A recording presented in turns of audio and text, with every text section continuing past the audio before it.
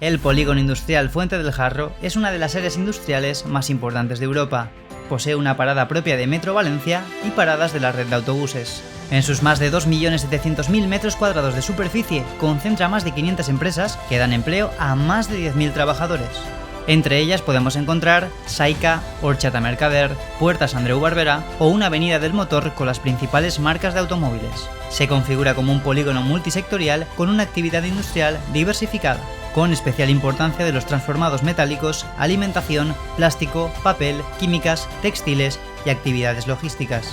A nivel nacional, es uno de los polígonos industriales con mejor nivel de dotaciones: guardería laboral, parque de bomberos, vigilancia privada y videovigilancia, SAMU, policía local, servicio de bicicletas, puntos de recarga eléctricos, entidades financieras y de seguros y más de 50 bares y cafeterías. Fuente del Jarro es una pequeña ciudad que reúne todas las ventajas para el desarrollo de la actividad empresarial.